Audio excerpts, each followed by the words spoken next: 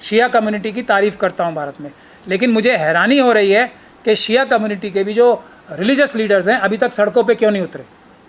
तो एक तो मैं ये गुजारिश कर रहा हूँ शिया कम्युनिटी के सारे मजहबी रहनुमाओं से कि आपस में जो भी इख्तलाफात होंगे, अगर वो मर्जा दिल से मानते हैं खमेनाई साहब को, तो उनकी जान के ऊपर हमला करने की धमकी दे दी जाए और वो सड़कों पे आके प्रोटेस्ट भी ना करें।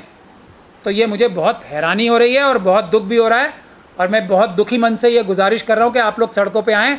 मैं आऊँगा आपके साथ, अगर आपको किसी भी प्रकार का अंदेशा है, डर है मोदी सरकार से या आरएसएस से और बीजेपी से, तो मुझे भी बुलाएं, मैं आपके हर प्रोग्राम में आऊँगा, मैं आपके साथ आगे आगे रहूँगा। लेकिन जब मर्जा की जान पे खतरे की बात आ रही है तो आप लोगों को सड़कों पे होना चाहिए।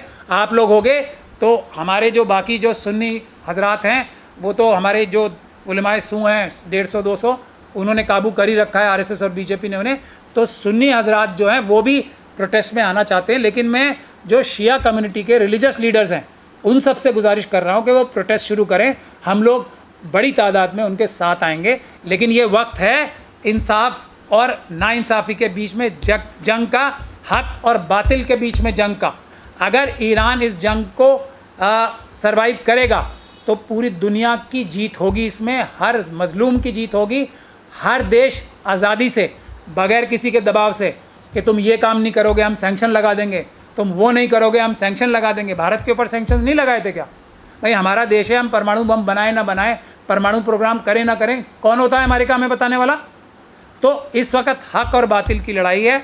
इसमें मैं समझता हूँ सबसे ज़्यादा जो जिम्मेदारी है शिया कम्युनिटी के मजहबी रहनुमाओं की है। मैं उन सब से बहुत ज़्यादा आजिज़ी से गुजारिश करता हूँ, आप लोग सड़कों पे आएँ, मुझे भी बताएं, मुझे इन्फॉर्म करें। मैं आपके हर आंदोलन में, हर प्रोटेस्ट में, अमेरिका के ख़िलाफ़ और इज़राइल के ख़िलाफ़ आप जो भी करेंगे प्रोटेस्ट, उसमें मैं आपके साथ साथ रहूँगा। इस युद्ध में भारत का भी बहुत बड़ा नुकसान हो रहा है, और वो सिर्फ़ और सिर्फ हमारी आरएसएस और बीजेपी की सरकार की वजह से हो रहा है, क्योंकि जो ज़ायनिस्ट ताकतों की जो हरकत है वो भारत में भी पूरी ताकत से इस्तेमाल हुई है। ख़ास तौर पे आरएसएस वाले तो आपको पता है ना, वो मानसिक रूप से भी ज़ायनिस्टों के जैसे ही होते हैं। तो उन्होंने पूरी एकदम गठजोड़ कर लिया है, और भारत का बहुत बड़ा नुकसान हो रहा है इसमें। अगर आप देखें तो चाइना की जगह आज भारत होता, जो इसमें एक पिवटल रोल प्ले करता, जो इस युद्ध को ख़त्म कराने में अमेरिका की भी ज़रूरत थी इस वक्त कि भारत के पास आए और रिक्वेस्ट करे, ट्रम्प साहब इस वक्त अगर कोई हमारा अच्छा प्रधानमंत्री होता तो ट्रम्प साहब को हमारे देश के आगे अभी हाथ जोड़ने पड़ रहे होते। ये बात बिल्कुल क्रिस्टल क्लियर है। इसीलिए पाकिस्तान के जो अभी आर्मी जो चीफ़ हैं मुनीर साहब को बुलाना पड़ा ट्रम्प साहब को। अगर इंडिया में कोई अच्छा प्रधानमंत्री अभी होता, अच्छी सरकार होती, तो अभी इंडिया के हाथ में सारे पत्ते होते। अमेरिका को इंडिया से बात करनी पड़ती, पाकिस्तान से नहीं। ये भारत की स्थिति इस वक्त है। हमें जो न्यूट्रल स्थिति कम से कम अपनानी थी। अगर हमें ईरान का साथ नहीं देना था तो न्यूट्रल रहना था, तो वो भी मोदी जी ने अडानी जी की वजह से इज़राइल का जो साथ देना शुरू किया है, वो भारत के लिए खुलेआम बहुत बड़ा खतरा है। क्योंकि देखिए, अब दुनिया में अमेरिका की ताकत कम हो रही है, बढ़ नहीं सकती। अब वो कम और कम होती ही जाएगी, और ये भारत का टाइम है कि भारत ऊपर उठे, और दुनिया में चाइना के सामने भारत की जगह होगी, अमेरिका की भी नहीं होगी। लेकिन प्रधानमंत्री जब ऐसे हों तो क्या होगा? तो हमें अभी हमारे देश में भी मेरे ख्याल से ख़ास तौर पे जो लोग ईरान से मदद भी लेते रहे, उनसे मैं गुजारिश कर रहा हूँ, ख़ास तौर पे उनका तो सबसे पहला काम है ना, जो डायरेक्ट फॉलोअर हैं, जो सिस्तानी साहब के फॉलोअर हैं, खामिनाई साहब के डायरेक्ट जो मर्जा हैं जो खामिनाई साहब हैं, भारत में रहने वाले बहुत से लोग उन्हें मर्जा मानते हैं, और ये सब लोग पावरफुल लोग हैं। कि चुनाव आयोग खुलेआम चोरी कर रहा है, पेपर बैलेट से चुनाव होंगे तभी निष्पक्ष होंगे, उसका समर्थन करने के लिए ये मैंने आपको कुछ सिर्फ मैसेजेस बताए हैं। पूरे देश से सीनियर लोगों ने ऐसे मैसेजेस भेजे हैं। तो अब हमारा अगला स्टेप क्या होगा? अभी जो दिल्ली में हुआ, इलेक्शन चुराया गया, जो हरियाणा में हुआ, इलेक्शन चुराया गया, जो महाराष्ट्र में हुआ, इलेक्शन चुराया गया, जो लोकसभा में हुआ, इलेक्शन चुराया गया।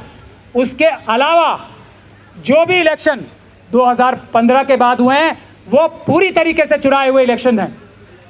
इसके बाद भी किस चीज़ का इंतज़ार हो रहा है? बिहार का भी इलेक्शन चुराए देने के लिए, ताकि आरएसएस और बीजेपी बिहार का भी इलेक्शन चुरा ले।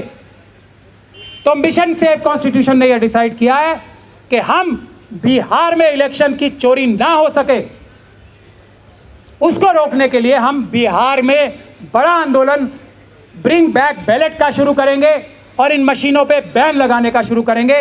अब दो रास्ते हैं।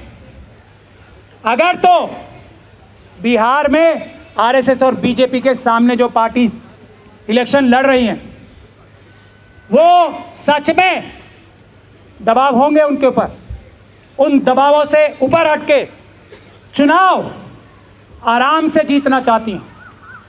आराम से ही नहीं, मतलब एक तरीके से सुनामी आ जाएगी वोटों की और उनकी सीटों की। अगर ऐसा चाहती हैं तो वो हमारे साथ मिलके ये मतपत्र वापस लाने की लड़ाई में शामिल हो। अगर हम मतपत्र से चुनाव, और मेरे पास पूरा कानूनी तरीका है, अभी भी मतपत्र से चुनाव हो सकते हैं बिहार में, अभी भी पूरा कानूनी प्रोसीजर एसओपी मेरे पास है। लेकिन अगर पूरी ताकत से वो लोग नहीं भी शामिल हुए और उनके अंदर कुछ डर होंगे, कुछ शंकाएं होंगी, तो अगर हम आंदोलन शुरू करेंगे बिहार में बड़ा मजबूत, तो लोकसभा के चुनाव की तरह भारतीय जनता पार्टी और आरएसएस और उनकी समर्थित पार्टियों की मेजॉरिटी नहीं आएगी।